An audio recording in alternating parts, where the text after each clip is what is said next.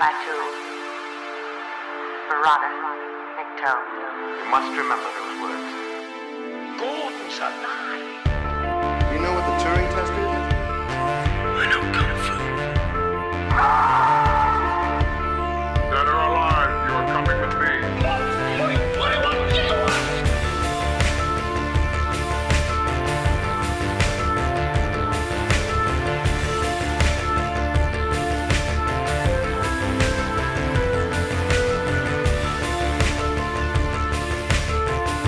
God, it's full of stars. Ladies and gentlemen, welcome back to Stories Out of Time and Space. I'm one of your hosts, Scott Weatherly, and as usual, I'm joined by Julian. Julian, how are you doing? I'm doing very well. I'm ready to combat the dystopia of Akira. How are you doing? I'm good. I'm glad we're jumping into anime. This is our first foray into the Japanese anime, and as you say, we're going to be covering 1988's Akira. And I'm going to apologise up front because I'm going to have to name a few people on this. And I'm probably going to get the pronunciation incredibly wrong. But we'll start with, just before we get into the whole story and stuff, with Akira, do you know this as the anime or do you know the manga as well? I've read some of the manga. I cannot get through it. And it was an anime to me before it was a manga. What about you, Scott?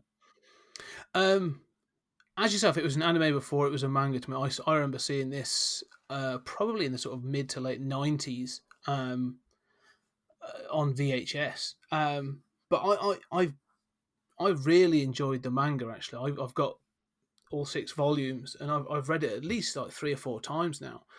Wow. And yeah, it's we'll get into it, but I've got a lot of respect for, you know, the guy who created all this is a real sort of creative force. But it's an interesting comparison because that's one of the things I'm going to be interested to talk about is obviously the what's in the anime and what's sort of in the manga and sort of, you know, where those sort of differ a little bit. Yeah, that's going to be interesting because I watched this with a friend of mine who's familiar with the manga more than I am. I mean, there's stuff that I remember, but it's been a long time, and I don't think I ever finished all 6. But there are things that don't like really make sense in this version, Yeah. in the anime. That it's like, oh well, that religious leader is much has a bigger part in the manga. Yeah, there's a few of those things that sort of, I know, again, I noticed it really for the sort of first time watch this time round is things just sort of like happen and they're like, oh, and that's happening, and it sort of moves on, and there's a definite central story that you're really supposed to pay attention to for this sort of version of it. Let's give it a quick overview, though. So I suppose it was, as we said, released in 1988 and directed by Katsuhiro. I'm going to ruin this now. Katsuhiro Otomo. Also written by Katsuhiro Otomo and Shunzo Kato. I was going to say based, but it ran parallel to the manga, which ran from 1982 to 1990. And I'm going to try and condense this into a little bit of a summary. So, during a fight with an opposing... Yeah, this is very high level, I believe. During a fight with an opposing biker gang, Kaneda and Tetsuo collide with a government experiment. The accident injures Tetsuo, who is taken by government military officials. They find an experiment with his latent psychic powers. However, Tetsuo escapes, and while initially wanting to run away, ends up in a battle with the city's military, a government-run resistance group, and Kaneda. Tetsuo is driven by his need to know what has happened to him and who is Akira. That's what I tried to condense it down to. Because this is incredibly complex. Yeah, I think too complex. I think there's a lot going on, and there's so much in the anime that just does not make sense. There are times where characters are just in a new setting, and you're not ever told why they're in that new setting. It doesn't happen every scene, but it does happen. No, I agree. There's several times when obviously then try and explain it with almost like an info dump. There's a real sort of exposition dump of like, this is where we are and what's going on, and then it moves to the next sort of action piece. So it's quite. I find the pacing, especially that sort of like the second half of the second act, and sort of they've almost got to cover, everything that's going on. They really do try and like cram in a lot. I mean, there's a whole government coup thing that's supposed to be going on in the background of this, and it's sort of like it's only really ever alluded to. It's never really explained or. Is that with the colonel basically overthrowing the executive committee? Yeah. Yeah. It never really comes to fruition. He shoots. We'll get to it in the story. I mean, it's sort of like the executive committee sends someone to sort of arrest him or to sort of tell him to step down, and so he shoots the guy, and then basically sort of talks like the executive sort of like armed guard or whatever into joining him, and then it's just sort of taken that he's sort of like started a coup. But at no point does he actually sort of go and take on the government because he's too busy taking on Tetsuo. Right. Well, and also I thought, why did the executive committee choose now of all times to attack the colonel? I mean, when he's clearly doing lots of stuff for you. I mean, I know you disagreed at the one executive committee meeting that we saw, but yeah, I mean, that was my problem with that plot. And I think that's the thing with this is sort of, we're gonna talk around obviously the wider sort of story points, but whilst I'm really impressed with what Otomo's done with this anime, because he's obviously so influential on the art, and I think especially when you look at the manga, like the art is incredible. I'm really impressed with it. Yeah, but this is almost there's too, like you said, there's too much here that he's unable to explain it all in the 2 hours that the film runs for. Well, so I have a theory, right? I mean, obviously Akira is tremendously influential, right? I mean, we're talking 88. It was one of the first anime films that people had seen. I mean, there was like Robotech on TV. There were a few things, but this was incredibly influential, and I think that it continues to be. But one of the what I kind of think is that nobody really cares about the story. That really what Akira is all about is the animation, which was much better than we were really used to at that time when animation was mostly for kids, and we're not far off of sort of the Hanna-Barbera kind of style, and that animation is violent. The music's really good. You're watching people's heads get crushed in animation, and at a time when that's not done, right? So I think basically the animation, the music, this is what it's known for. And I think outside of that, it's the bike, it's all the racing scenes, and it's all the just like cool ass telekinetic stuff. And in fact, watching it, there are times where I'm just like, oh my God, I am so bored with this like coup plot. I don't know who any of these characters are. I don't care about any of them. Get back to the, messing things up with your psychic powers and driving your bike fast. That's what I want. I agree. I mean, that's the core plot. That's the bit. I mean, like, when he's turning this from the manga, I mean, the manga's like over 2,000 pages long. If you're going to translate that into a film, like you say, if you can't do it all, like you drop everything but the essential bits. Like, I understand, like, you would have the military taking on Tetsuo because of what he's doing, but drop all the government coup stuff, even drop some of like that resistance. I'm not sure what Kai is supposed to be. Like, sometimes it's really confusing. Like, is she working for the executive as a resistance, or does she? Because in the manga she doesn't. Yeah. She works for, as you said, the religious, the woman with the big hair and who's sort of in the streets, so acting as a resistance. It's really unclear. Just lose it all and focus on the sort of relationship between Kaneda and Tetsuo and them fighting, whilst he's sort of growing in power. That's the core of the story, isn't it? Really, that's what they should be focusing on. Yeah, you're right, and I think that even there it could use some more time. It could use some more development. But yeah, you're exactly right. That's why we're both going to enjoy the remake / live action version so much, because there's room for improvement. Mm. Well, I'm being a little challenging. I actually it's funny because I was sat flicking through the manga the other day. Sort of like I thought I'm going to look at this before I watch it because um, there are certain scenes in the film that are like the manga is taken almost as like a storyboard. Like some of the images in the film are just lifted straight from the page, and Mhm. that's why they're so iconic. Like you say, the bike, the opening scene of 1980s Neo Tokyo. Was it 1990s? I can't remember. Neo Tokyo being destroyed. The first time Akira sort of like lets loose.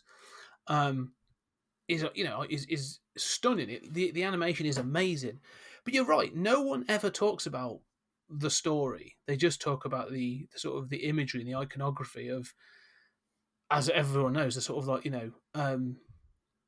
the thing that gets parodied the most, I think, on this film is that moment when Canada sort of like skids his bike along, and you get the sort of two Mm. bike trails. And he's got his legs sort of like that's parodying everything from sort of I've seen it in Ninja Turtles to Batman to sort of everybody sort of parodies that. It happens in the first sort of 15 minutes of the film. Yeah, yeah. And I know um, the shot that you're talking about. Sort of as he does the turn and he winds up kind of perpendicular to the camera. Um, yeah, it's right. it's when he's sort of he's almost doing like almost like jousting with the leader of the Joker Hmm. biker gang.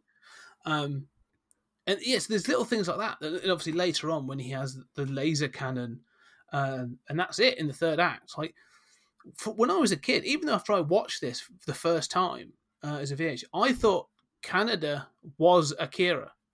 Hmm. I did too.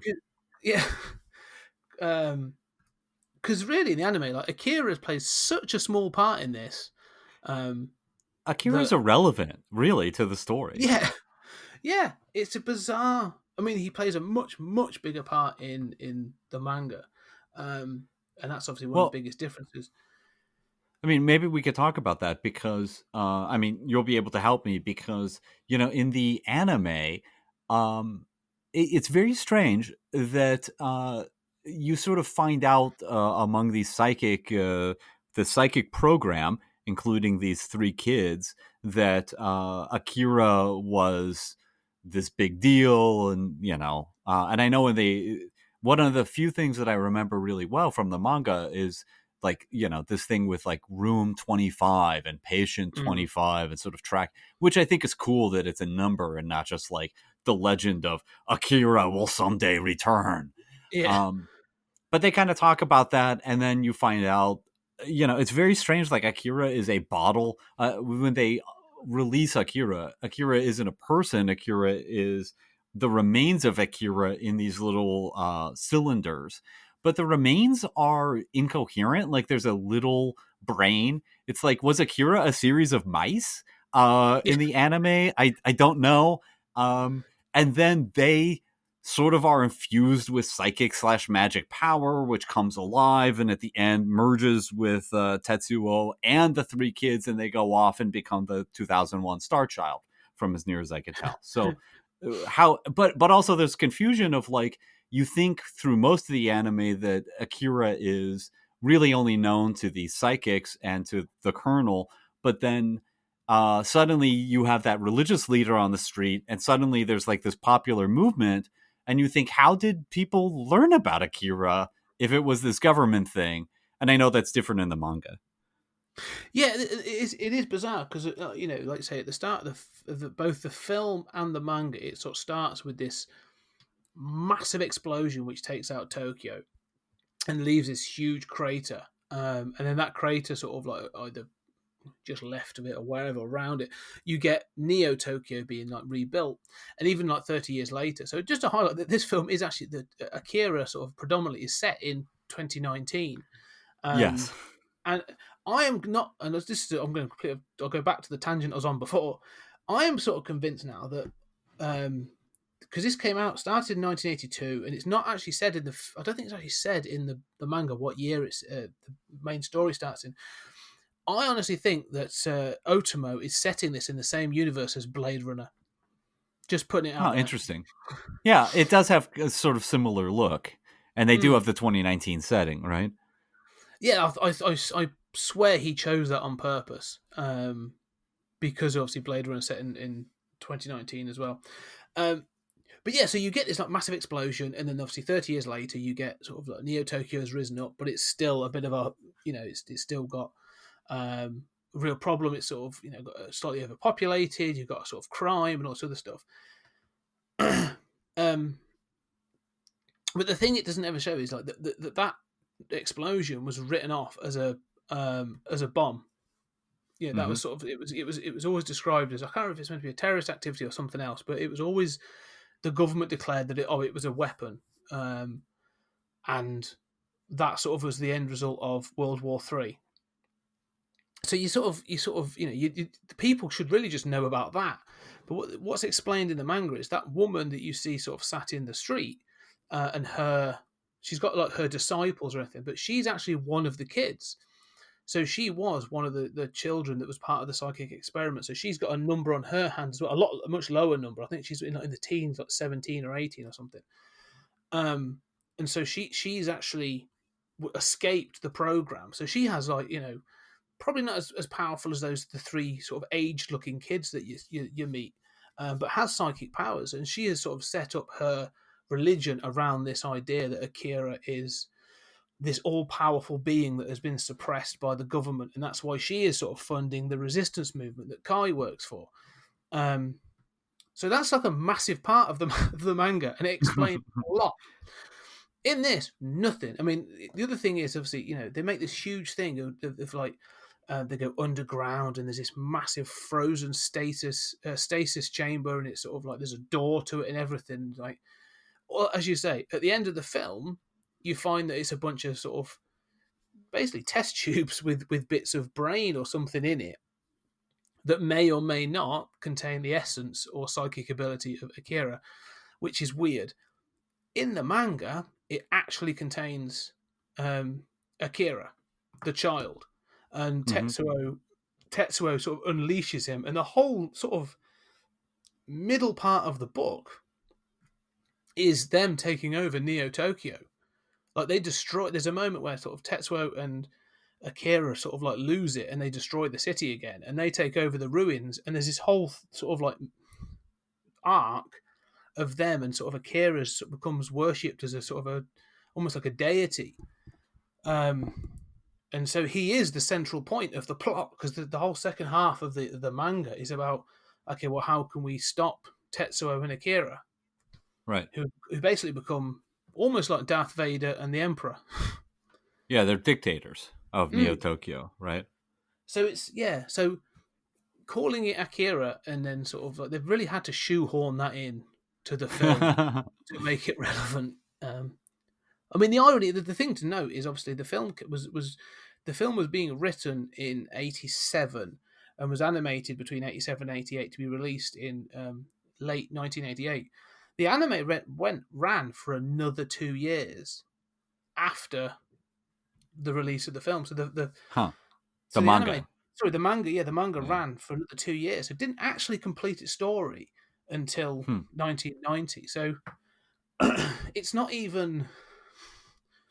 It's hard to say the film is based on the manga because the manga wasn't complete. It almost feels a bit like Otomo was testing out ideas. You know what I mean? Sort of almost like he put them in the anime. It doesn't quite work, so I won't do that in the manga. So yeah, it's weird. But yeah, there's a lot. Yeah, it reminds me of 2001, where it's like the movie script and the book were being produced simultaneously, and there's some divergence. Yeah, it's interesting. Sort of obviously this is I mean that was a creative sort of thing between Arthur C. Clarke and oh my god, Kubrick. Kubrick, thank you. Yeah, I mean this is just one guy's sort of like, he obviously had Shunzo Kato to help him write it, but it feels like this is one guy's vision, because they are very, very close. I mean, the finale of the anime is very close to the finale of the manga. There's just a whole heap of story in the middle. Right. Yeah, so I mean that ending is very strange. Yeah, and again, there's a whole bunch of story that explains that in in the manga. Do you know what this? Because the one going through the manga again and then watching this, it felt to me a bit like if someone made Lord of the Rings and then basically had sort of like the Shire, them go from the hobbits go from the Shire to like the Elven, place, and then basically make it to Mordor. That was pretty much how it felt. It's sort of like, oh, but there's all this other stuff in the middle. Yeah, no, but we haven't really got time for that, so we're just going to do this big bit of the sort of the first part and then the end. Yeah. And it's a real chunk that's missing. And obviously you mentioned about the potential sort of live action version of this. If and when Warner Brothers ever gets around to doing it, like they need to do it, I think, like Lord of the Rings. Like a Okay. big 3-film epic, Uh-huh. and cover everything that's in there. Because otherwise, like I say, it won't make any bloody sense. Well, it's interesting you were talking about Ryu and Kai, that because it seemed as if every single scene with them was confusing to me. I don't know what they're doing. I don't know. I mean, it seems like you meet them, and then like literally the next scene, you know, uh, Kaeda is well, I guess is Canada is literally spying on them, and then is caught, and it's like I thought you just met them. Then they're suddenly going through the sewers, and you're like, I think we should have gotten some exposition saying who you work for and what you're trying to do. Yeah. Which I don't think is ever done. No, they don't ever. The other thing is, I love how sort of like trusting they seem to be. Like at one point, Ryu does say sort of like, who are you? What do you want? Oh, and then tries to shoot him. And then within minutes, he's like, well, you're part of one of us now, so come along on this secret mission. And it's sort of like, well, that was incredibly easy. Yeah, it does feel very disjointed. And I mean, really, for me, I always sort of focus in on that main relationship. I mean, you say about the story not being the crux, and I totally agree. Like this is a visual sort of medium that sort of I can see why it's so iconic. I mean, in 1988, that's the same year as The Little Mermaid.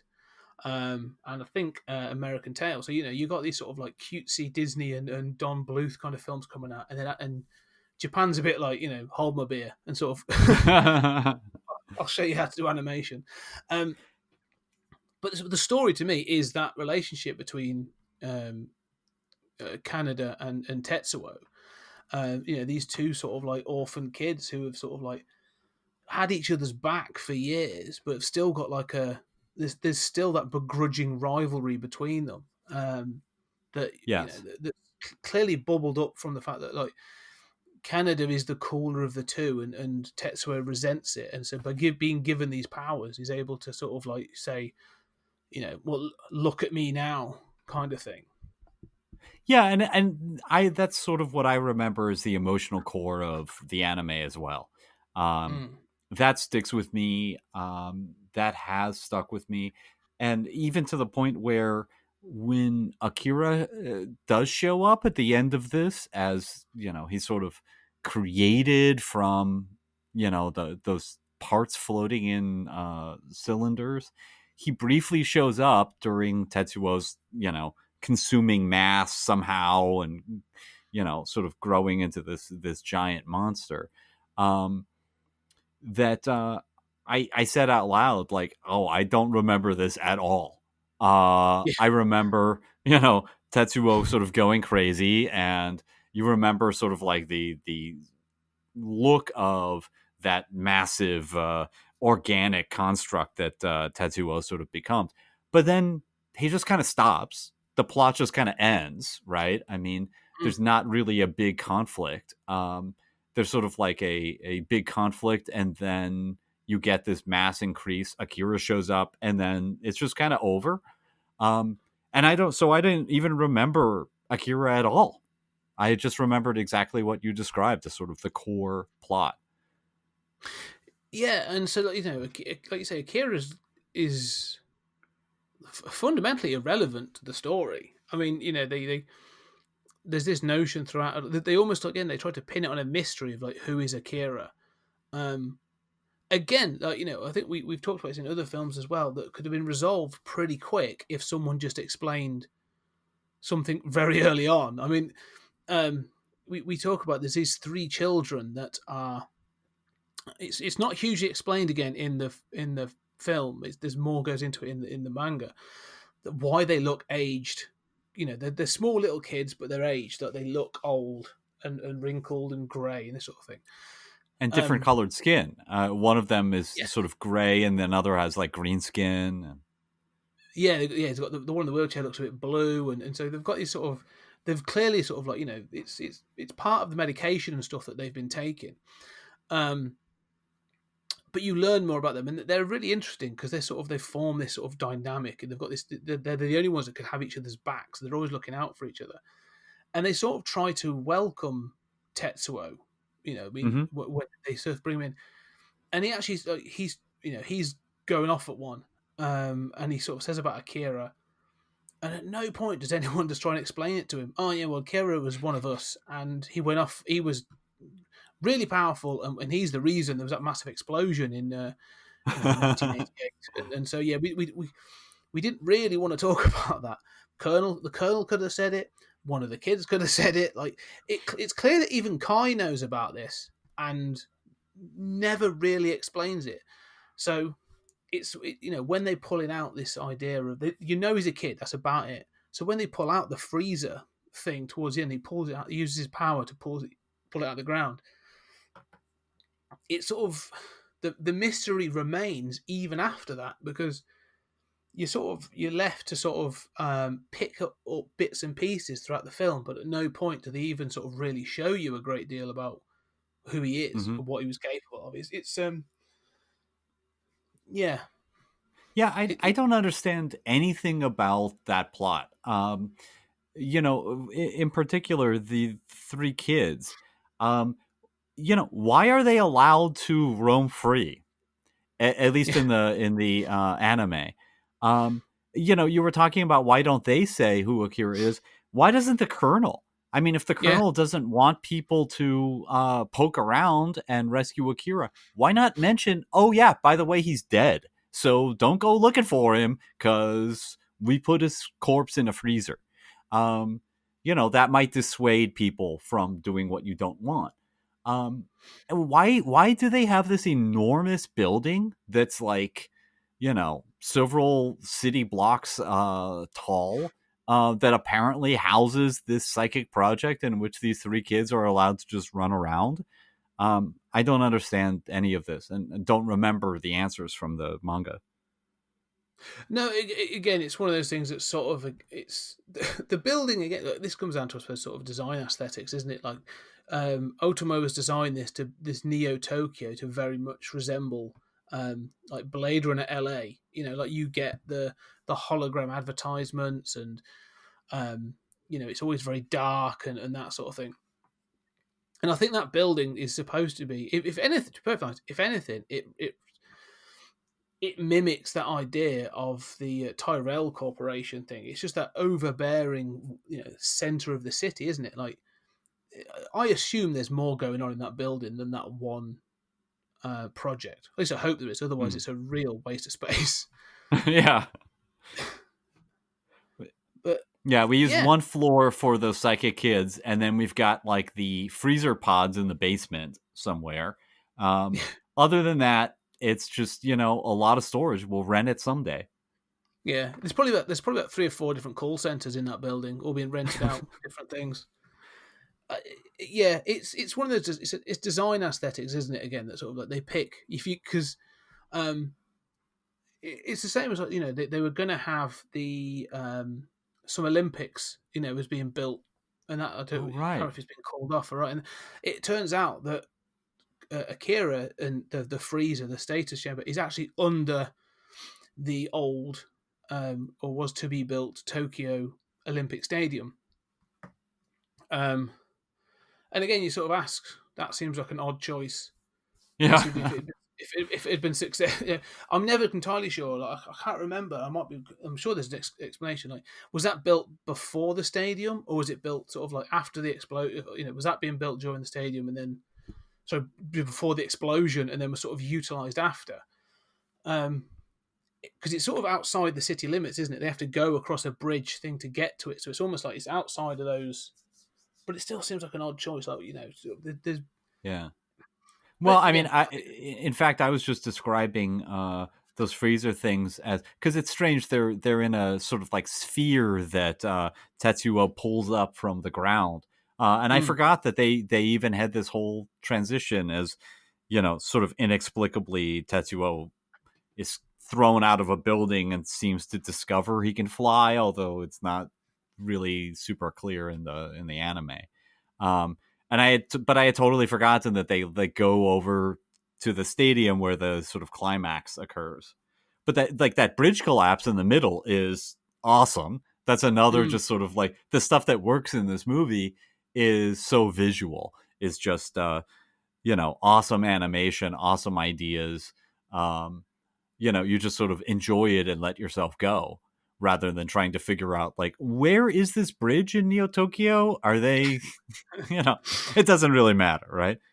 yeah, that's it. And I agree. I do get swept up in this film, and it's one of those that sort of like I can watch this over and over again. I do really enjoy it, and it's been a while since I watched it this time. But you say about the animation, I was really taken with how good the animation in this was. And I sort of thought about, like I say, it came out in like the late 80s. So I was sort of thinking at that time, I was watching, I was only a kid at the time, born in early 80s. So I was watching like Land Before Time and like you say, Little Mermaid. So I didn't know any better. But what I You're like, looked into, Mom, I wanna rent this Akira movie. It's okay. It's a cartoon. yeah.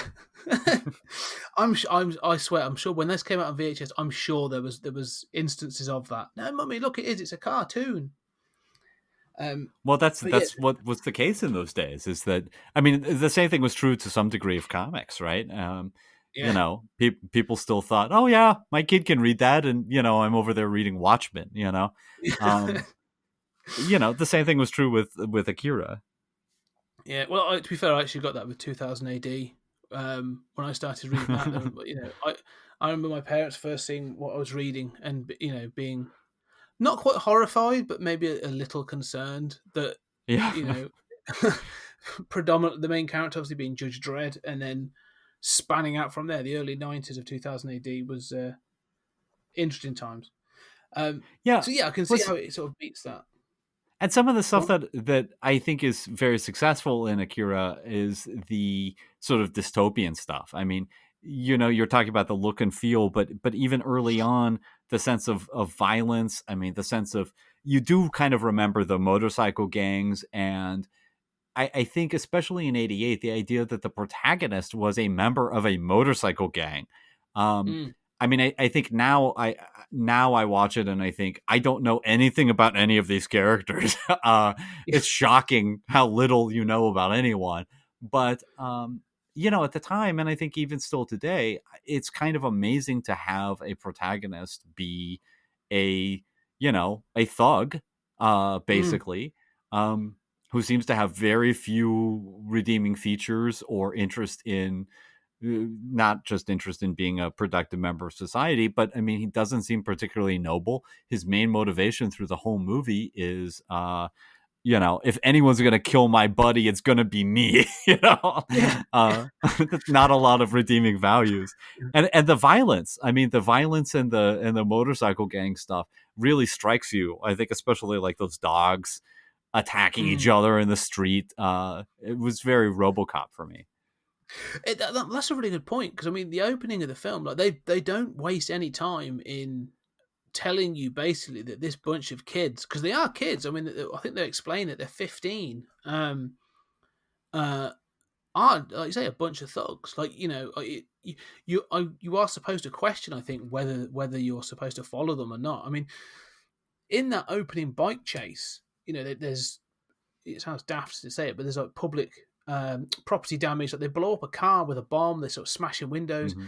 At one point, one of them goes through a window into a restaurant and takes a guy's head off. Like there's this couple sat at a booth, and when he comes past, like one of Canada's like biker guys is grinning about it, and you say, "I'm not so sure if you're supposed to back him or not." It's a very interesting and pretty brave way to start a film. It's like, here's your protagonist. He's going to be the hero, but yeah, you're probably not going to like him because there's, like I say, not a great deal to like about him. I mean, this isn't the Goonies. This isn't a bunch of like misfit kids. Like these are proper delinquents, aren't they? Like, Oh yeah, they're yeah. I you mean, know, it reminds me of sort of Clockwork Orange that way, which is saying a yes, lot for an animated film in '88. yeah. I mean, they go to a bar to take drugs in this film. Like, and the bartender's sort of like he's selling them drugs in a bar. I mean, it's not a nice place. These are down and out kids. It's really it's not a good life. I find it fascinating that again, like they never try to sugarcoat anything. Like when you see the places they go to, like the parts of the city are dilapidated and boarded up, and they're just horrible. And then when they go to school, they get found out for being involved in this accident. And the colonel says, like, well, we've told your principal, so you got wait till you see to him tomorrow. They seem to get like I think it's like the sports coach basically punches them individually in the face. Yeah. And it's Well, like, also the school is falling down, right? I mean, the school looks yeah, like, this is an extension of the dystopia, is that the streets are super violent. I mean, there are dogs just fighting each other and yeah, maiming people in the street. There are motorcycle gangs who, I think also in that chase or one of the others, the motorcycles are careening off and then exploding in big fireballs, So, I mean, forget property damage. I mean, you have basically like exploding terrorist attacks, like suicide bombers, except they're just exploding bikes because you're so reckless. And then the depiction of like you don't really see much for their housing, but the school is abusive, falling mm. apart. Nothing is good. No, they've got nothing going for them, have they? This is a sort of it's. I've always wondered for Canada when he comes out at the end, like is he redeemable? So does doing what he does by the end of this film does it redeem him? Because I mean, technically he saved. No, he doesn't even save Neo Tokyo because he Right, doesn't technically stop Tetsuo. Like the three kids stop him, don't they? By, as you right. said, sort of combining their psychic powers and stuff. I mean, he attempts to, he tries to sort of save him, but is he doing it to save Neo Tokyo, or is he just doing it to, as you say, be the only one that has the right to take out Tetsuo? I don't know. But that's explicitly what he says. I mean, he says, if anyone's gonna kill my brother, it's gonna be me. You Yeah. know, I mean, he seems far more concerned with his bike than he does with any of these civilians. I don't think he cares about anyone else in Neo Tokyo. No, that's the problem. Because at the end of the film, obviously, there's been another. There's been a secondary explosion. I mean, it looks great. I mean, again, the animation this is fantastic. And when it takes out Neo Tokyo, and you see like the waves coming through, and it's doing all the destruction. Like after that, and then Tetsuo's taken out. Yeah, they return to the city, but there's no sort of concern of like and now we can rebuild, which would have been the American ending. That sort of like Yeah. now it's very much just like, all right, well, back to it. They just sort of ride their bike back into the city, what remains of the city. It's Yeah, yeah. like all the skyscrapers are sort of falling over. I mean, the city is partially intact. I mean, despite this sort of white sort of fireball thing, but obviously not a single structure is not in some state of limited collapse. Mm. Um, yeah, and there's not a lot of. I mean, forget talking about rebuilding. There's not even a lot of like crowds on the street. There's no bread lines. Nobody seems concerned. I mean, it's just like, oh, okay, we basically lived in rubble before. I mean, there is this interesting distinction between sort of shots that we see all through the movie that are of dilapidated buildings like their school. I mean, we see some terrible conditions, and just ruin like structures, and then these sorts of as you say, sort of Blade Runner-esque, like Tyrell building sort of big beautiful structures. And I don't know that the movie is trying to give us a kind of class divide. I don't know, because it sort of shows like a sprawling city, doesn't it? Because it shows obviously like again, like you say, all the big buildings and the sort of the projection or the hologram advertisements, but it never actually gives you anybody of affluence. Like, you get to see some of the government executive or whatever, but they're never sort of portrayed as being, like mega rich and sort of like powerful. They just seem as just administrators just as much as anybody else. So Right. it's an interesting one, because if you're going to make such a distinction of how poor they are and how poor off they are, like, you'd think there would be an opposing element of, like, well, here's the other side of the city, but yeah, it never seems to go anywhere, that one. Yeah, there's sort of no representation of the wealthy or the affluent.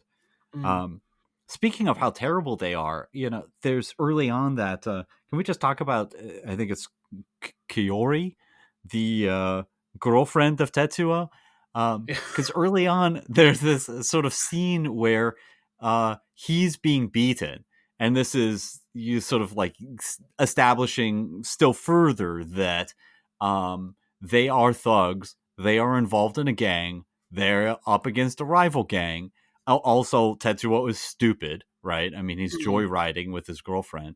And so the gang sort of pretty savagely beats Tetsuo, tears off his girlfriend's shirt, exposing her. And there's a sort of implied threat of rape. And then she is just dropped completely from the narrative. Tetsuo has no concern for her whatsoever. Because, I mean, again, these are horrible people.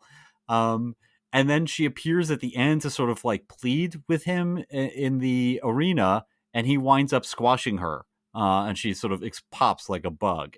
Am I missing anything here? No, because she is treated. The funny thing is, it's one of them.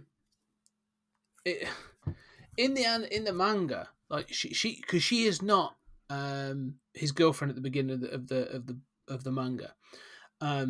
So in that story, there's a whole section in the middle. After the sort of city is destroyed, there's a whole arc where they sort of survive in the rubble, where the resistance try to take on the dictators that is Tetsuo and Akira. And she is Kiori is given to Tetsuo for want of a better phrase, like a sex slave. That's pretty much the point. Like, she's literally given to him. And she sort of becomes someone like a confidant, almost like a carer, because he becomes dependent on drugs to suppress certain parts of his psychic abilities that are giving him migraines and sort of are driving him slowly crazy. But she's treated just as badly in the manga as well. Like, she's actually a much more sympathetic character as well, because she keeps trying to sort of push him to be more benevolent. Like, well, you're in charge. You can do these things. You could help these people. You could do this. You could do that. And eventually, she suffers exactly the same consequence. Like, she's just killed off without any sort of remorse. It's a really odd one where it's sort of like, for Otomo writing this and creating it, like, he has no qualms about just sort of like, yeah, you're done. Thank you. Move on. And he I don't know if you're supposed to feel sympathy for them, but it's not in the manga. It's not like a tear-jerking scene. It's more of it's a shocking moment. But yeah, she gets worse treatment in the anime, but her story in the manga is not much better. Wow. Yeah, I mean, I think her death in the anime is quite similar. That it's not intended to be a tearjerker, but I think I mean, obviously, there's a sort of like women in refrigerators argument to be made here of sort of like there are no good female characters. I mean, I guess one of those kids is clearly female, although they don't seem to especially have gender in a way that is meaningful. No, I mean, I suppose Kai is supposed to be a strong Weird. Like she's supposed to be a strong female character, but they've sort of, in order to do it, they've almost had to sort of like make her a tomboy.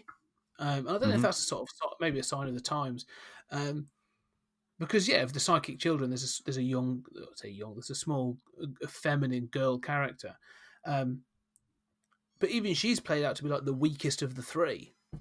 She's kept in sort of like a protective dome Oh yeah, and all that sort of stuff. yeah, So she's not even. She has her position as it of influence because she helps direct Kai. But other than that, she doesn't do a great deal. right. Yeah, and I think that I mean the same thing is sort of Kai is kind of the same way. Not I don't really understand because of course she's her father. I think it's her father.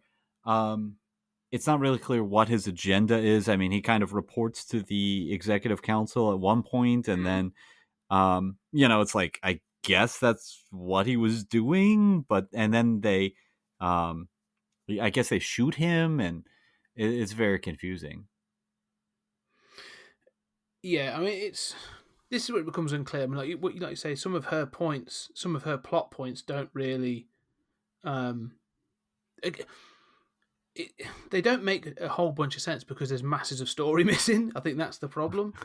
Right. I think again, I'm just looking at this. So you got sort of like the difference between you talk about female characters actually, the difference between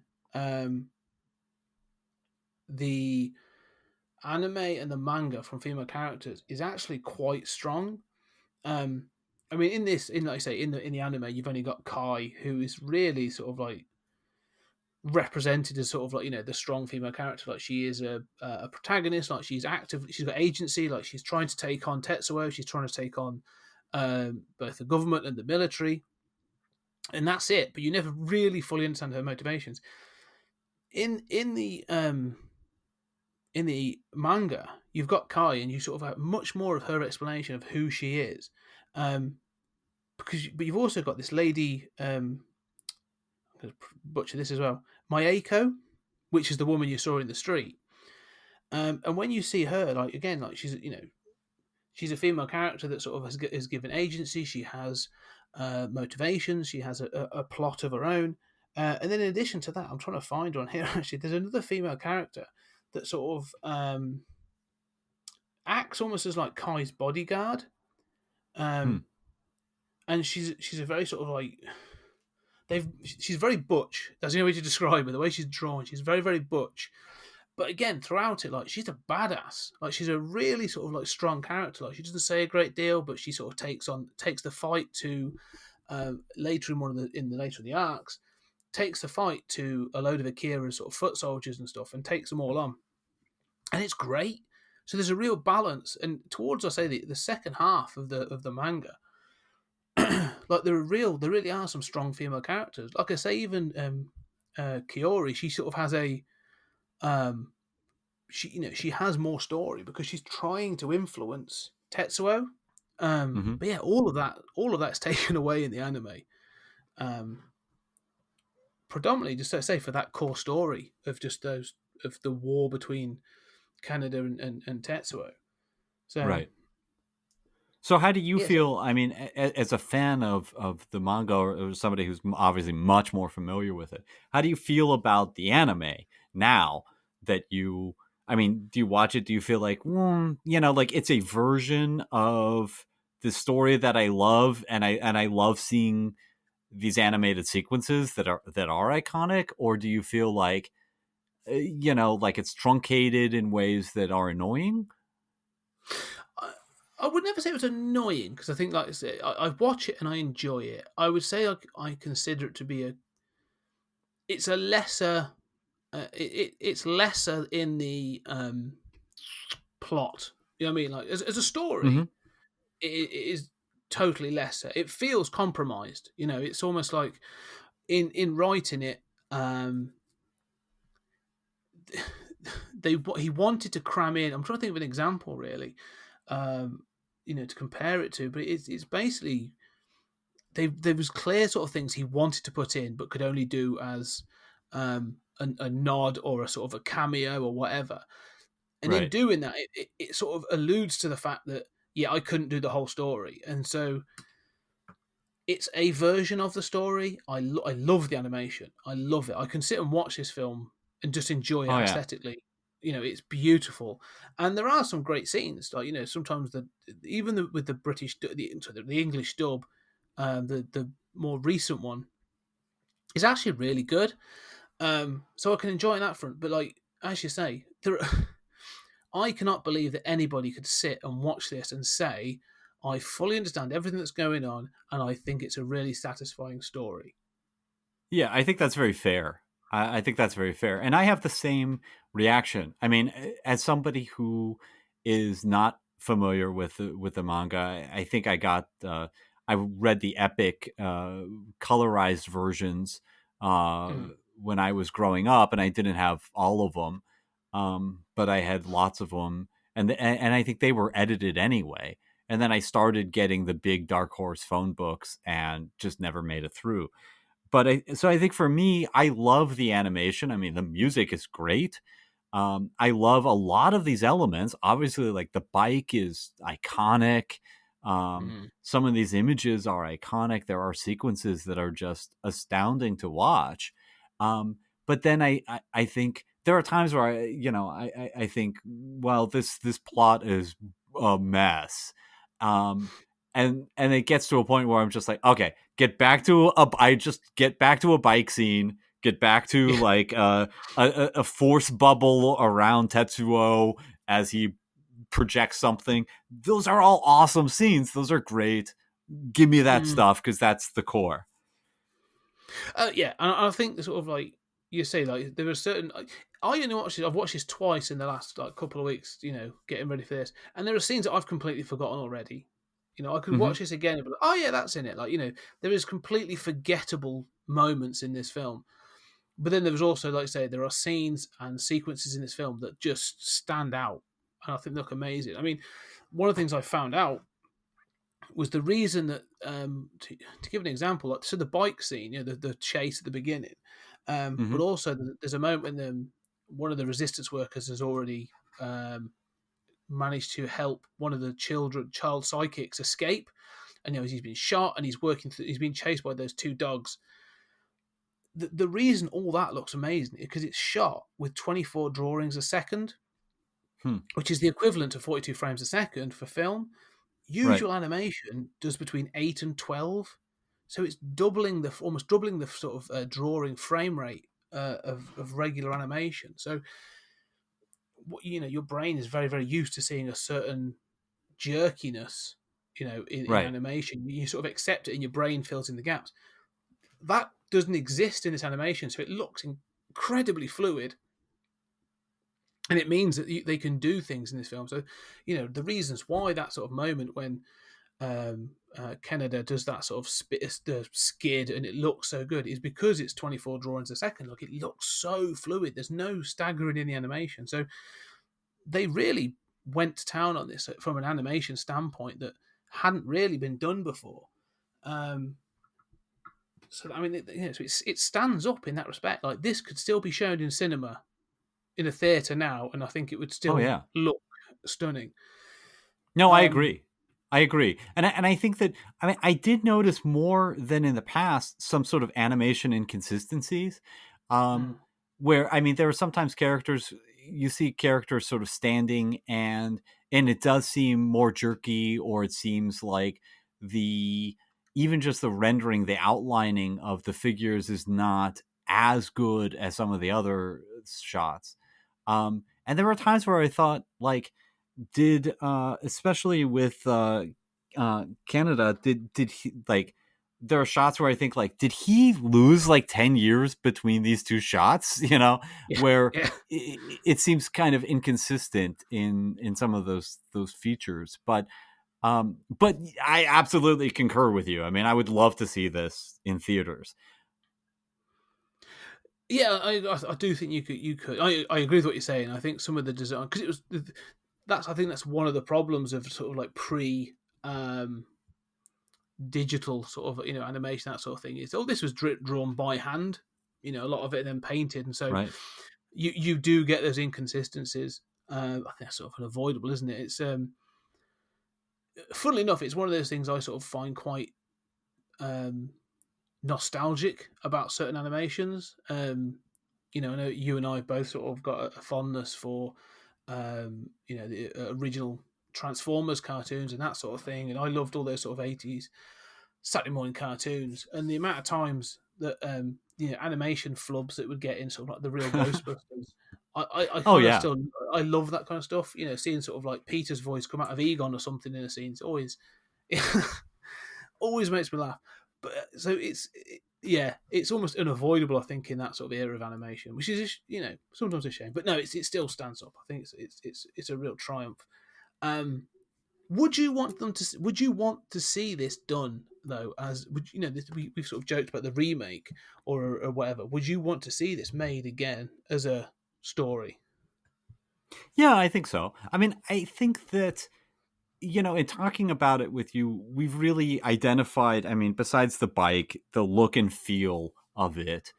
I think that grounding it in that relationship and sort of, if you were going to make presumably a 2 hour version, you'd have to Mm-hmm. cut out a whole lot, and you could ground it better in that relationship. You could also do, a 3 film version or 2 film or whatever, and adapt the manga much better. A lot of which sounds wonderful and exciting. Um, I also think that we criticize remakes and we criticize live action versions, and the reality is that they may be good, they may be bad. Every adaptation we can get excited about, another Hellboy movie. Well, it might be good, it might be bad. It's not automatically good and it's not automatically bad. I think that where people raise legitimate objections, it's because they think the original sort of can't be beaten, right? That it Mm-hmm. has a look that you could not reproduce, or it's just so perfectly itself that you couldn't do that again. But I think that even if, I mean, you could do a digital version of this in animation that did that bike phenomenally well, that looked, you might think, oh, the lighting is a little different. I miss sort of like the um, uh, weird way in which like space is not quite 3 dimensional when you see them racing, like which I find charming. Um, but really, I mean, you could redo this. I don't see any reason not. And again, it might be terrible, but it might be good, and you don't know until you see the product. Would you be against seeing one? No. I think you're spot on. Really, I think you could go either way. Like if you were going to do this as a single film, um, I agree. You sort of strip it down, you focus in on the core story, and you expand on that. You give us more of who those characters are. Why is there such a rivalry, sort of like friendly rivalry between these two? Why does it grow up to be this sort of massive conflict? And just strip away some of the crap that sort of like if you can't expand on it, don't do it. And I think that's possible to do, but I also would love to see them do that epic, um,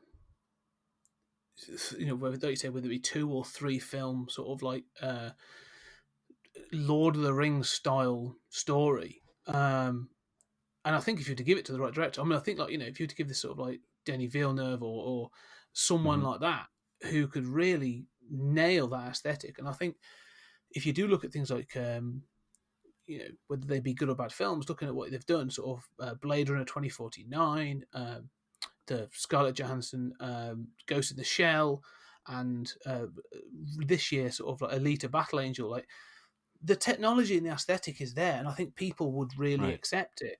And I think it would blow people away. I think if you did this as the big epic, I think people don't know that. People think of Akira and think probably more of the anime than the manga. Yes. Um, and so, you have that massive story potential to really show people sort of some incredible things. I think there's Yeah. some. So Oh, go on. I mean, well, what's interesting is, I mean, you mentioned Ghost in the Shell and Battle Angel Alita. I mean, those were, two recent.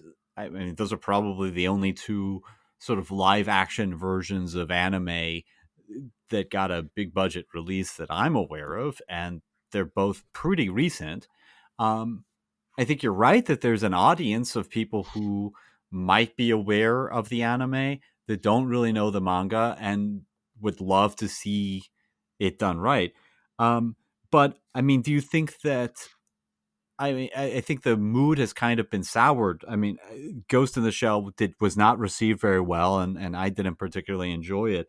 I liked Battle Angel Alita, but I don't think it was seen as a big hit. And I Mm. wonder if there is the audience. I mean, presumably we're talking about a live action remake. Um, if there is a audience for that kind of project, given that history. Yeah, I know what you're saying, and I think you might need something to precede it that does get people interested. I mean, I, the other worry I have, the sort of like the Hollywood flaw would be, um, the potential for whitewashing. I mean, I still see notes that say Canada should be played by Keanu Reeves. And I'm like, yeah, I like Keanu Reeves as much as the next guy, but he's in his 50s. And, Right. Canada's supposed to be 15.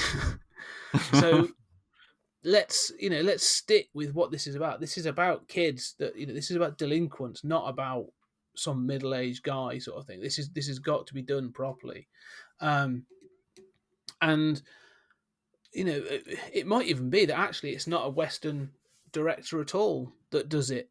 Um, maybe they do it through a Japanese studio. I'd be really interested to see if they did it. And I mean, China is now a huge market, and still films that did very poorly in the sort of West. I'm thinking of sort of the Pacific Rim sequel. Right.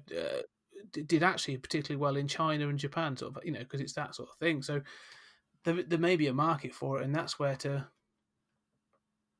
maybe it comes from there rather than um, America. Yeah, I mean, the strange thing there is my guess is that it would depend on how well known Akira is in China.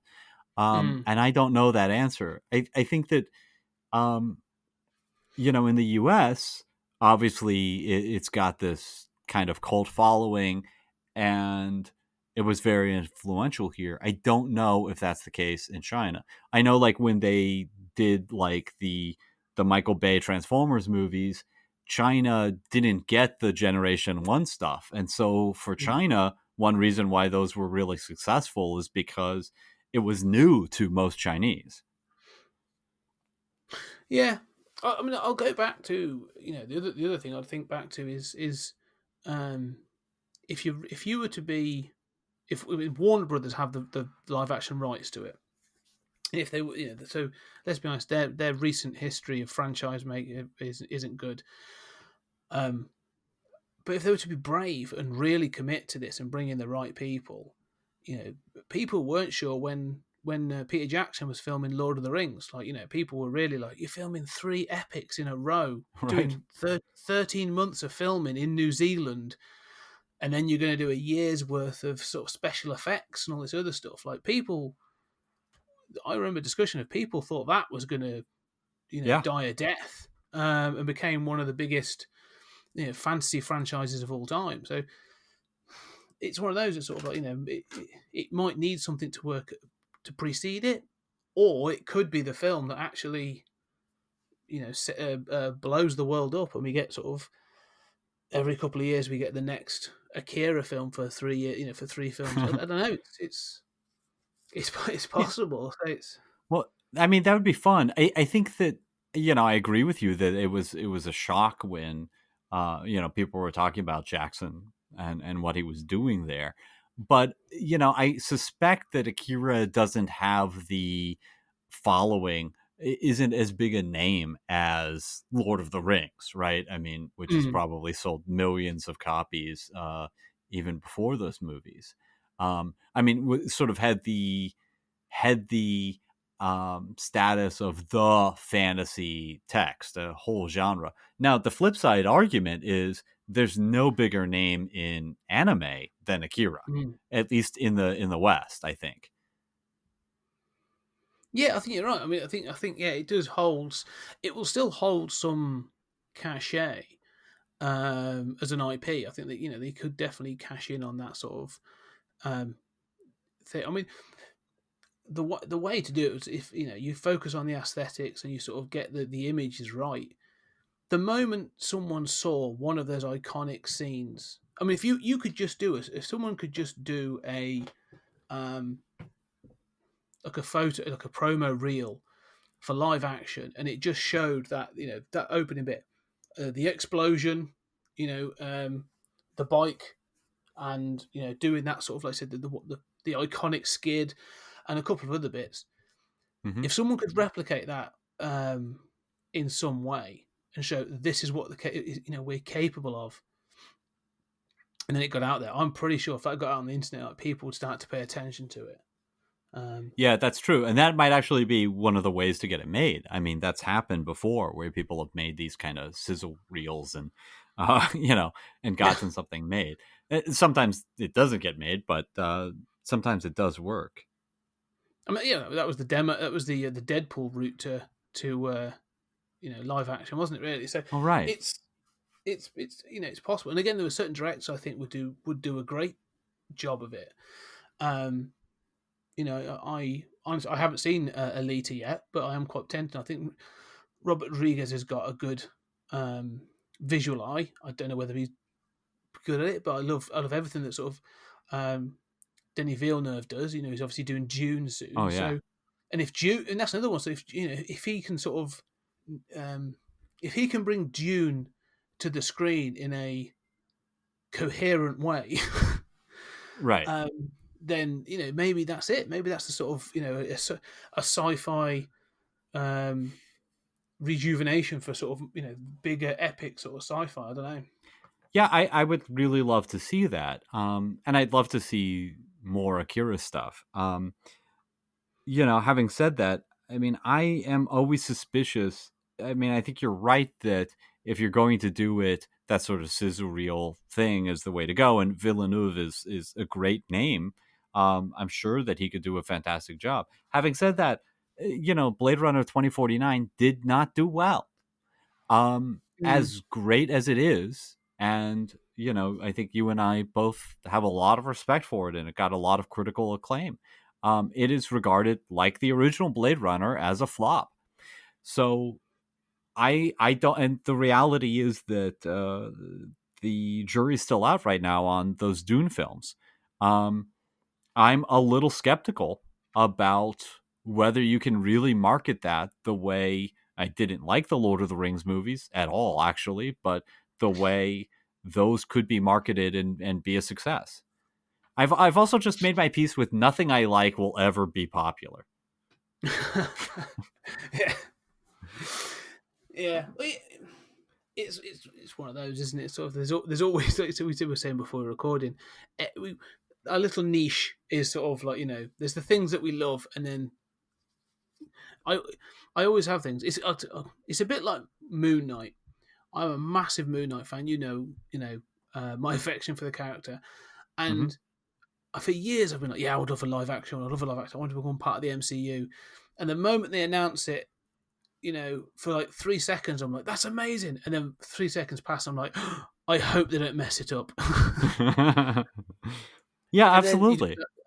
So there is that thing of sort of like, wanting to see it, but then also being terrified of what you're going to see. So, well, they'll do Akira at some point. I mean, I can't imagine we've gotten Ghost in the Shell and Battle Angel Alita, and we're not going to get Akira. It's got to happen.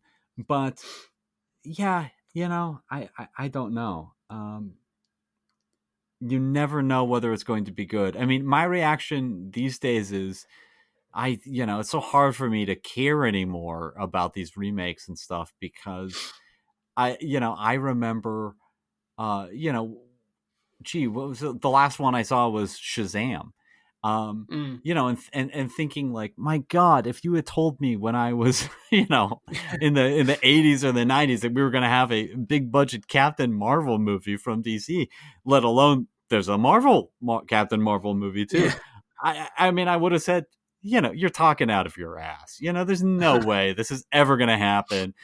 We're lucky if we get anything but Batman and Superman, and I'll settle for one of those every 3 years. And now we've got this cornucopia of stuff, and most of it is just not good. And also, I'm old, so what appealed to me. I mean, I'm sure if I were a 18-year-old kid or a 12-year-old kid, I mean, Shazam would be perfectly fine.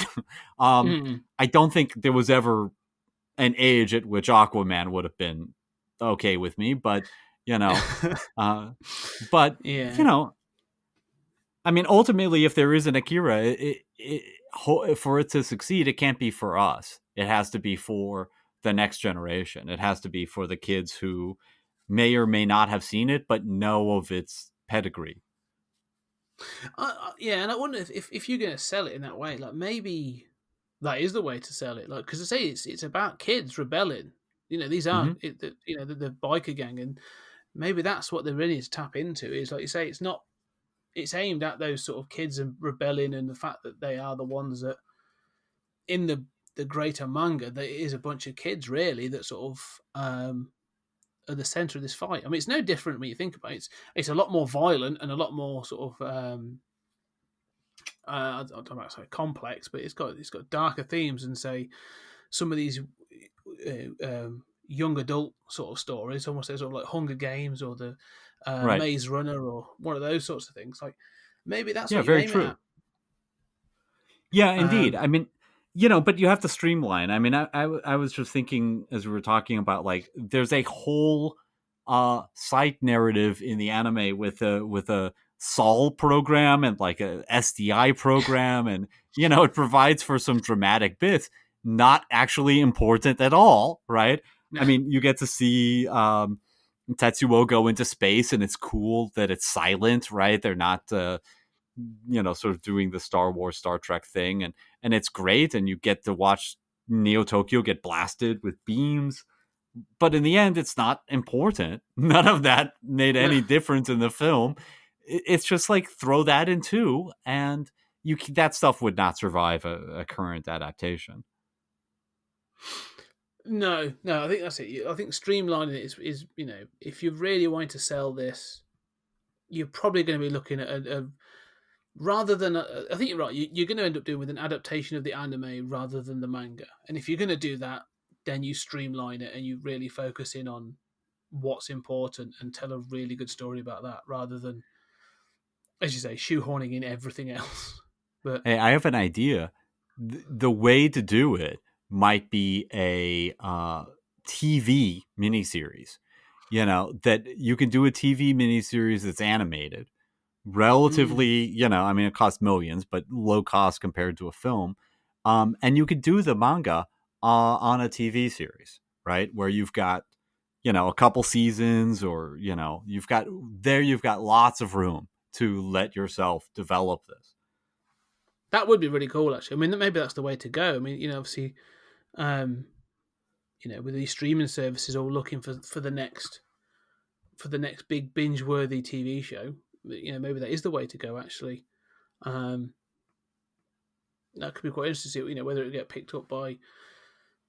Well, I think Warner Brothers are even looking to do their own streaming service. So yeah, maybe. I mean, they tried the DC stuff, didn't they? So one day, like you say, I think you're right. This is going to turn up in Akira is not dead. It's going to turn up in some form, and possibly not in the not too distant future, really.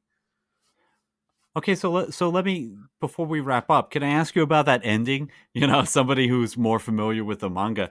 I find that I've always found that ending. Well, I mean, in the anime, sort of a letdown after the big fight. Like, I don't need Akira to show up, and this combination of beings, and then they sort of go off. And in the anime, there's all this sort of visuals of like an atom. By the way, one of the worst speeches in all of movie history, when they're talking about like there's energy in an amoeba, and what if an amoeba was powerful? It's not good. And then there's the readout of like the energy burst where the guy says like um if these readings are correct, and you're looking at the sheet and it's like 4 lines like a heartbeat monitor, and he's like, Mm. this is the same energy that was the creation of the universe. I'm thinking, machines don't tell you that, right? um it's but then you have this end sequence that I think is tied to those ideas of sort of like, I think it's the 2001 Star Child idea of sort of like Akira slash Tetsuo slash sort of these kids, all of these psychic this next evolution of sort of human life going out into space and sort of exploring molecules, which I think is kind of cool. I mean, it's kind of like, the X-Men mutant idea, but, them going off and being 2001 and being really the next step of humanity instead of just a movie villain. But am I misreading that, or? No. um, if anything, it's sort of I've actually got the manga in front of me, man. I'm just double checking, and it has some of the dialogue. I mean, this is obviously the finale of the manga came out 2 years later. Some of the dialogue used in the film is used in this version as well. It's just, again, it's explained just a lot better. Mm-hmm. Is the only way to describe it. It's sort of like, so in the manga, I say, so Akira is alive in the manga and acts as this sort of like relatively sort of silent dictator, and it's sort of Tetsuo that sort of like veers into madness more and more as he goes along, and it's him that sort of releases this sort of second explosion, or this thing at the end of the much like in the manga, in the anime. Mm-hmm. But instead of being absorbed from the inside, it's actually Akira and 2 of the kids, the psychic children, that form this sort of like this almost like secondary. That's what I describe it, like a secondary explosion that absorbs all the energy, so to sort of protect all the people. Mm-hmm. And then it goes into this whole sort of like inner space kind of deal. Then, and you even get to see the history of sort of certain characters and where they've come from. You get to learn more about Akira and the kids and what they were all like before. And there's a whole section on this thing. And then, it sort of just ends. And so you are left with this wondering of like, what they've done, where they've gone, but with this sort of understanding that they are often a better place. So it's very similar, but because it's got more explanation, it sort of feels more satisfying. You feel that there's a sacrifice Right. in the book, because it's sort of like in the anime, it's sort of skipped over. Like the kids go, "We can do this," and they can sort of like save him or stop him, and then that's sort of it. But as I said, because it's expanded a bit more in the manga, like you get more of this idea that they are doing this to sort of to save people and to sort of like try and stop them, and it just feels more satisfying in the book. It's very similar, but as with much of the anime, there's more of it in the book. Right. Well, I can see how it would work better with more room there. Mm. I do want to see Akira as dictator though, so I might have to go back and bother to read the manga. I would say, if we take anything away from this, like we've both sort of said how much we enjoy the sort of the visual aspects of the film and the sort of it's iconic for a reason. But if you've only ever watched the anime, seriously, sort of like try and take the time and try the manga, because like visually it's stunning. Otomo's art is absolutely breathtaking in its level of detail. But also, like I say, the breadth of the storytelling is he just sort of he lets it breathe a lot more. And one of the things I really enjoy about the book, which it's one of those things. Sometimes you can help with a comic is there are silent pages. So there's sort of moments in the story when there's either like a gut wrenching moment, or like there's a moment of like absolute destruction, and then there's just these silent pages of sort of seeing character reactions, whether they be totally like Hmm. dejected or whatever. And if you're feeling bored, you can just skim over them. You can just go, okay, get to the next bit of dialogue. But if you sit and just look at them, like his attention to detail and his characterization of the emotion shown in these things is so good. It's so I think it's an incredibly well done story overall, um, and the characters are just more well rounded. Really, just make a lot more sense. So I do recommend it. I think you should go and read the manga. Everybody, Not just me. yeah. Yeah, because you're right. Though I do think this is sort of fallen out of favor a little bit. Like you don't seem to hear about it as much as you used to. I remember, like, see, I remember being at university in the early 2000s, and you could Hmm. buy the poster, and it was a big thing that Dark Horse Oh yeah. released, and it was big then. But you don't seem to hear a great deal about it that much anymore. Yeah, well, I mean, I'm a huge fan of Robotech, and they're talking Mm. about doing a live action Robotech, and there was just this bizarre, renewing of the rights with Harmony Gold to allow that to happen, and it's all very convoluted. But that's sort of in somewhat of the same camp of just sort of like, there was a time in which that was known by everyone. Mm. Maybe not as big as Akira, but um, and just I wonder, like, has its moment passed? I can't imagine that Akira is going to stay dormant forever, but I do think that people should check it out, and I'm glad that we're covering an anime. Yeah, I do think there'll be others we could probably do in the future because I mean, I actually really enjoy the sort of the original Ghost in the Shell Hmm. anime. I even think the sequel to that is actually quite good, Innocence. And there's a couple of others that I think stand out, and there's a few others I would like to say. I've never watched the original Voltron. Oh, Even really? yeah, I've seen some of the Netflix reading it recently, didn't Oh, they? yeah, sure. And I checked out a couple of episodes. That was all right. And then is it Evangelion? Yeah, Evangelion. Yeah, sure. Yeah. So there's that as well. I've seen that and heard quite a bit about people talk about that and how that sort of was shaped by its creator. And so it's sort of like anime as a sort of a thing I've never really sort of got into. I've dipped into. I mean, I'm a big fan of um, Cowboy Bebop, Oh, um, yeah, which I sure. sort of came across. I came across that by accident. So yeah, there's a lot I think we could explore from a sci-fi perspective in this one. Well, I think my two favorites are Robotech and Space Dandy, which is by the same guy who did Cowboy Bebop. Um, but I mean, I think that for me, the story of anime has been a story of disappointment, and I think this goes back to Akira. That for me, like in '88, I was just like I was really into comics, and I really believed that comics could be an art form and tell mature, sophisticated stories, and nobody wanted to agree with me. I felt the same way about animation, and I loved the animation that we had as Americans. And as Akira and some other anime, back then they called it Japanimation, came Mm. over to the States, um, it represented the possibility of animation as an art form. The idea was that America had not made mature adult content in animation, and that Japan had.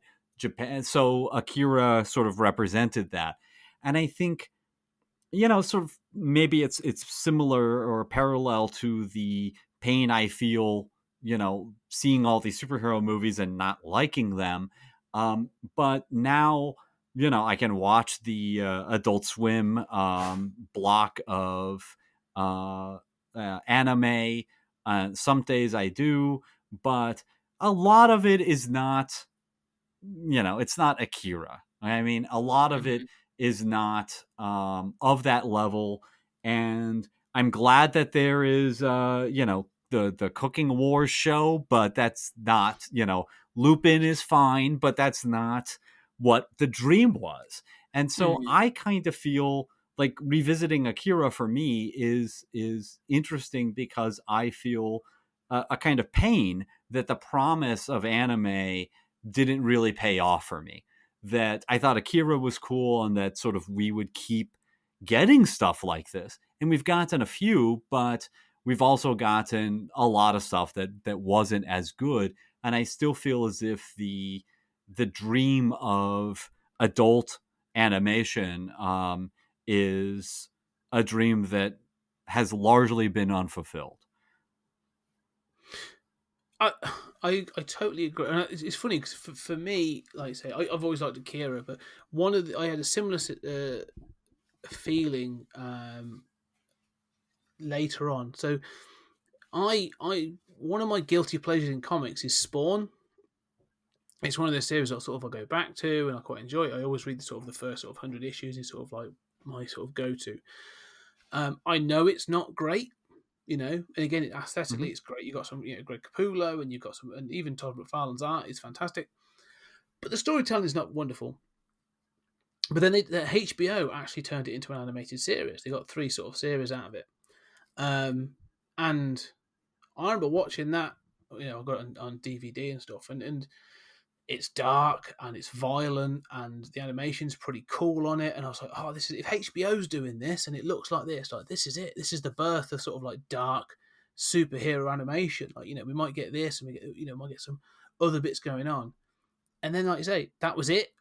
It sort of, like I say, it never came to fruition. So we do get these little flash in the pans of sort of saying, look, we can do this, but we constantly seem to get this notion that animation's for kids. Mm-hmm.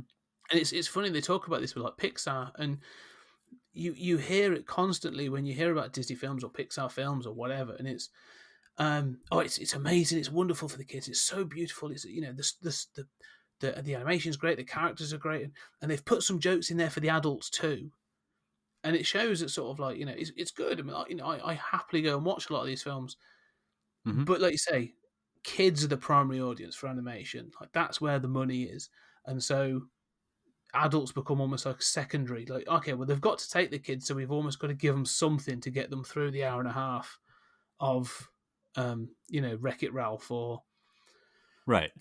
whatever. Well, and also to get them talking, so they recommend it to other parents, and they say, "Oh, well, Exactly, yeah. I mean, a lot of that Pixar stuff, they're well told, they're well done, but as you say, they're still for kids." Yeah, and I don't. I mean, one of the films that I think will be on our list at some point is A Scanner Darkly, the Philip K. Dick sort of adaptation. Yeah. And that's obviously doing with rotoscope and that sort of thing. And I think that was a really brave and interesting concept to use that sort of animation for to tell a Philip K. Dick story.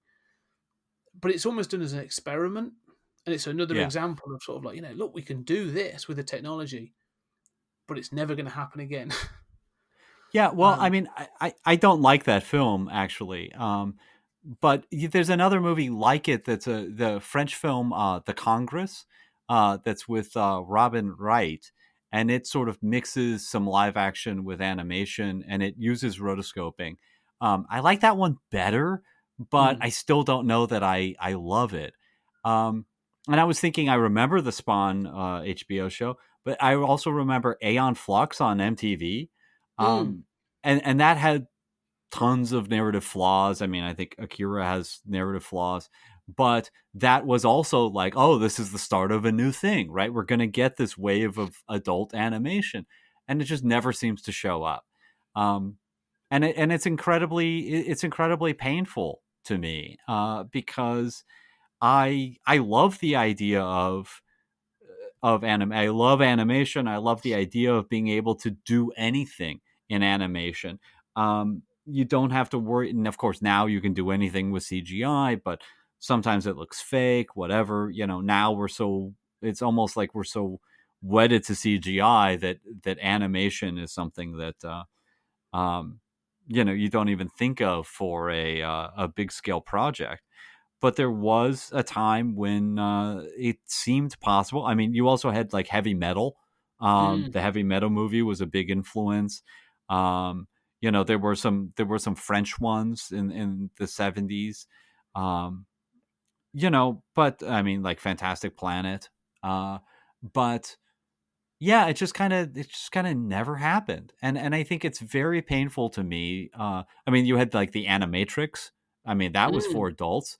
That's great. I mean, you have the like sequence in Kill Bill Volume One that I loved. I mean, like when I went to see that in theaters, it was like, oh my god, they hired an anime artist, and I recognize this style, and this is a whole chapter of a Tarantino movie, as big a name as you can get.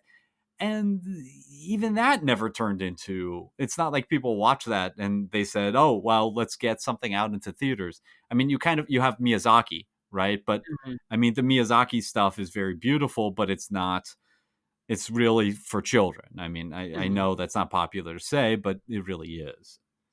Well, again, that's the target audience. Yeah, I mean, because even like Natural Born Killers has got an animated section in it, and it's Hmm.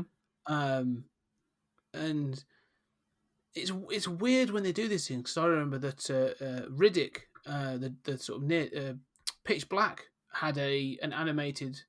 They tried to do their own sort of version of the Animatrix. It was nowhere near as successful.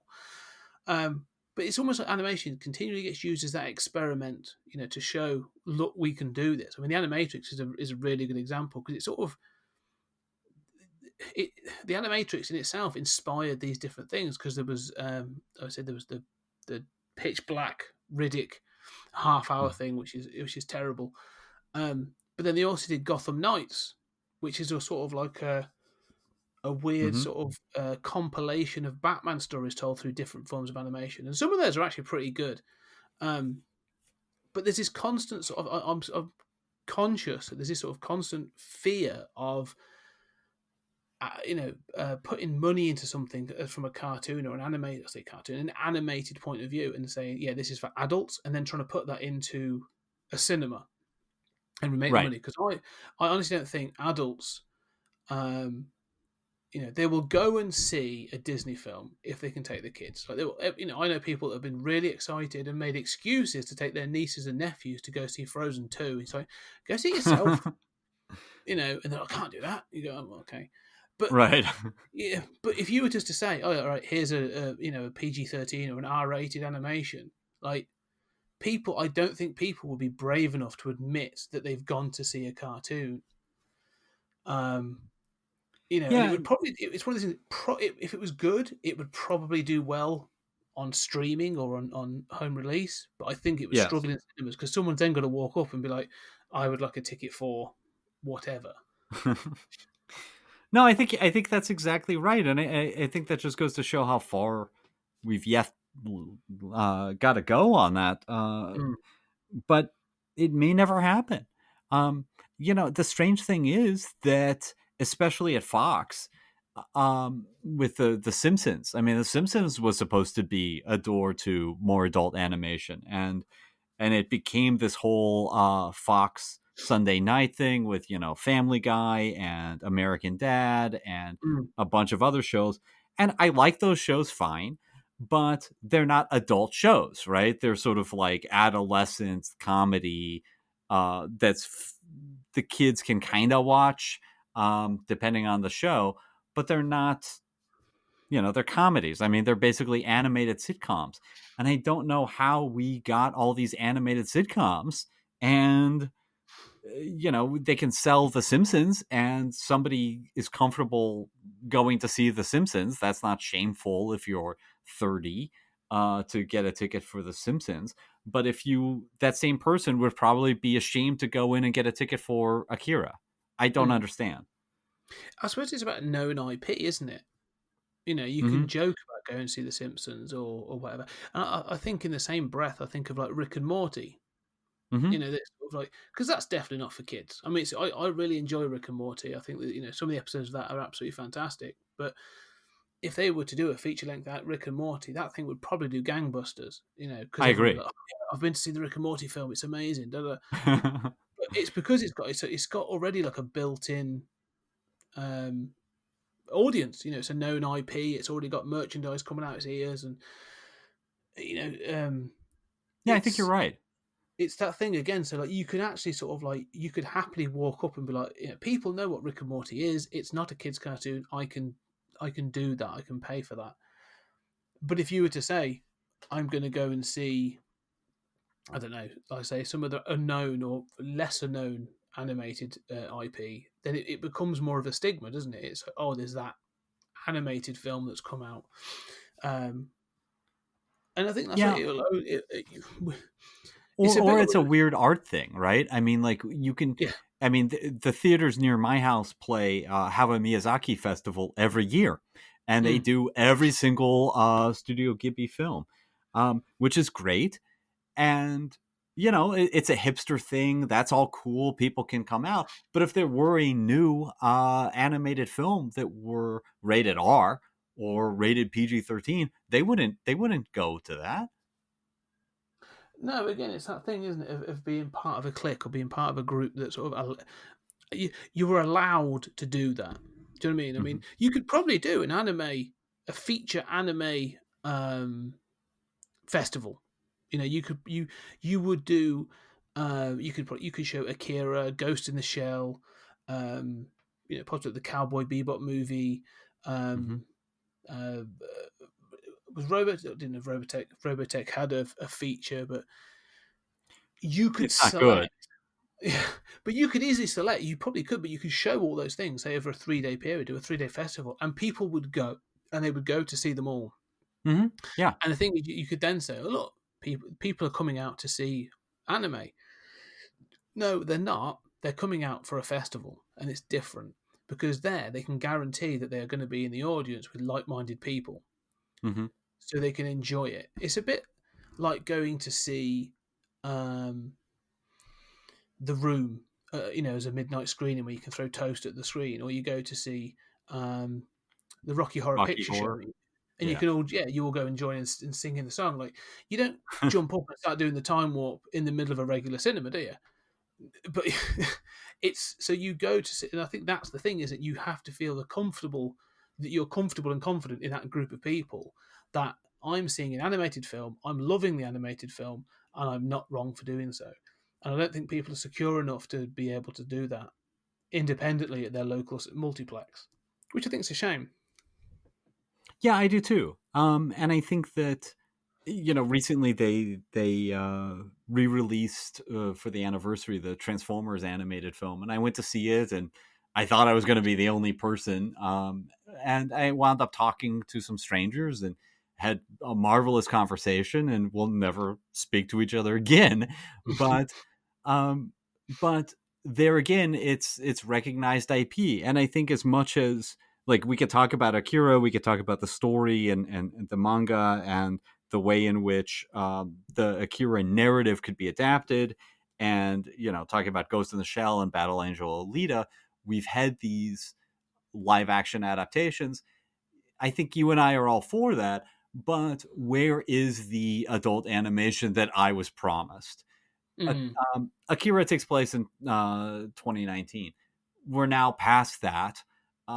Why?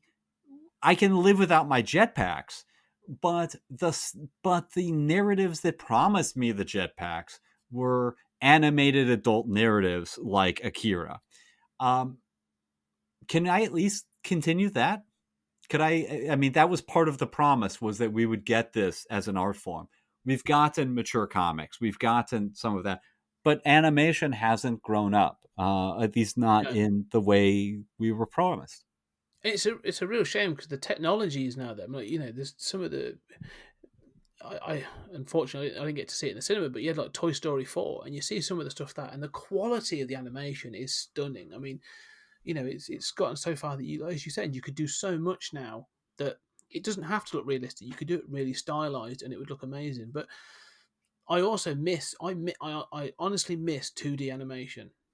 I Mm-hmm. get a bit Me too. sick. I see sort of even like cheap kids cartoons now that are just made out of piss poor sort of CG animation. It's just sort of like Mhm. it's my 6-year-old watches stuff that's sort of like it's for kids. It's supposed to, she's not there to enjoy it, but in the sense of like admire the sort of the the texturing and rendering of whatever it is that's there. But I watch it and think like this looks crap. Like it Mhm. looks cheap. And then I thought back and go, actually, I can't complain because I also really liked He-Man, and he ran past the same tree about 3 million times. So it's I suppose it's all relative, but I do miss like well made 2D animation, sort of that that hand drawn thing, and maybe that's just me being old and curmudgeonly, but you're right. We've got so many options for animation that it does feel like it hasn't matured. I mean, you say about known IP and grown up. I think again, like DC, as in Warner Brothers, one of the things that they've done most successfully with some of the DC universe stuff is the animated stuff. Like I agree.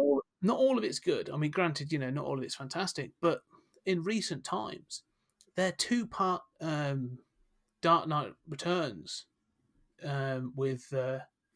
Speaking of, we were talking about Robocop earlier on, but Peter Weller is the voice of Batman and stuff, and that is really good. Hmm. It's again, it's 2D animation. It's sort of the score on it is really good. It's got a really good tone. It's sort of like it doesn't hold back, and they've sort of committed to doing that with several others. They did a Constantine one as well recently, and I'm like, that was really good. It was, again, they've sort of committed to it and said, that's what the character is, and that's what we're going to do. They're still doing the kiddier stuff, the sort of the set that main Hmm. bunch, but every now and then they'll do other stuff.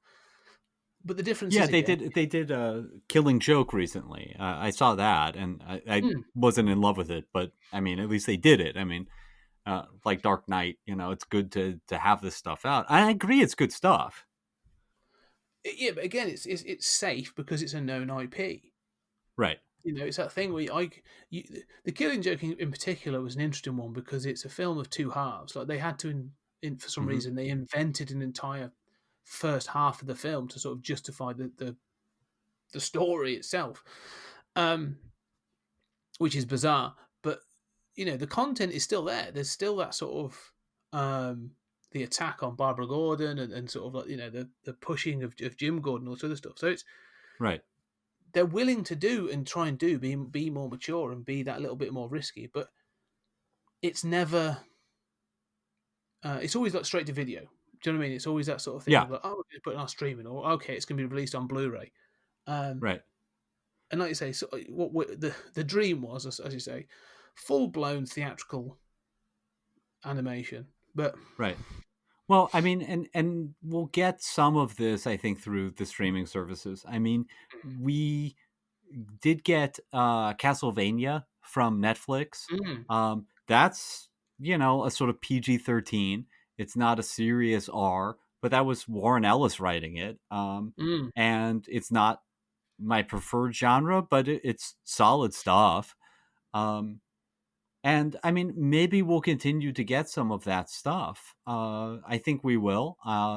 But yeah, as you say, sort of uh, the dream of Akira, at least for us in the West, um, failed to materialize and remains a kind of frustrating cultural hole for me.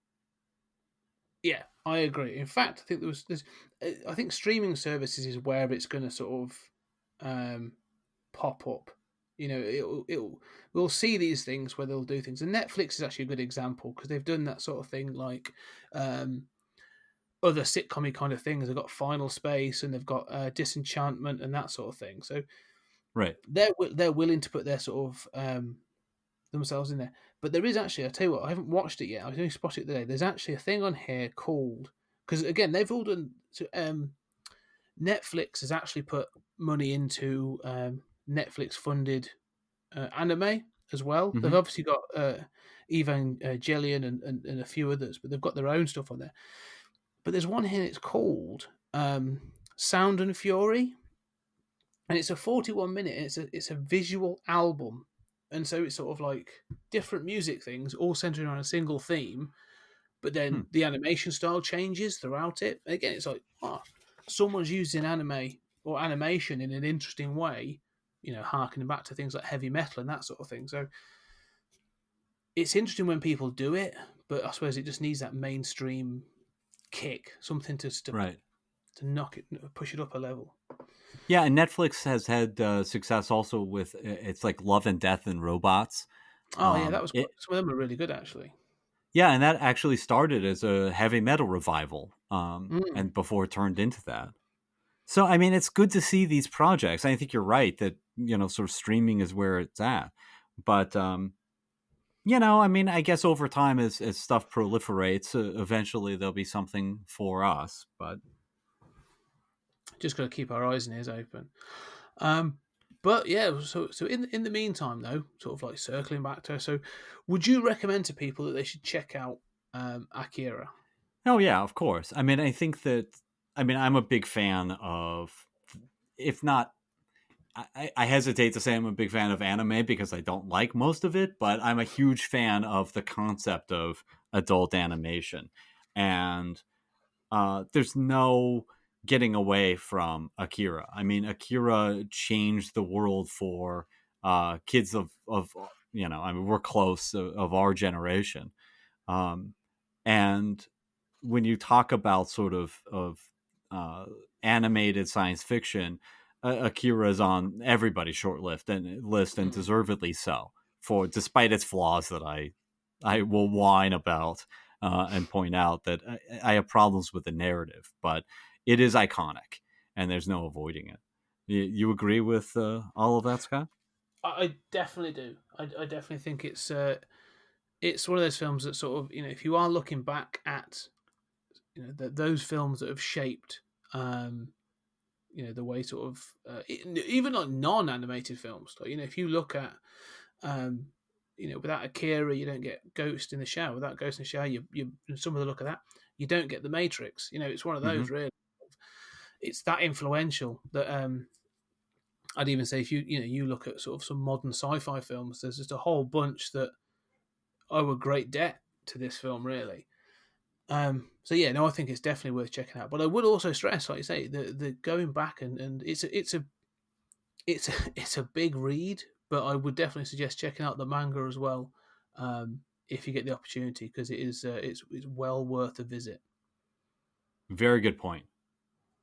So on that note, I think we're both sort of saying, yeah, definitely go and find this out. Go sort of check it out, and hopefully, if you like, Japanese animation or manga, get in contact. Let us know. Maybe there's other films that we haven't mentioned that you think we should be checking out, or even anime series or manga that you think is worth talking about or worth checking out, and we will. I'll definitely go and have a look and see if it's something that tickles our fancy. And if you think that Frozen or the Simpsons movie satisfies your adult animation craving, tweet that at us too, even though you are wrong and terribly so. Yes, you can tweet at us. We probably won't read it, but you can do so. That's true.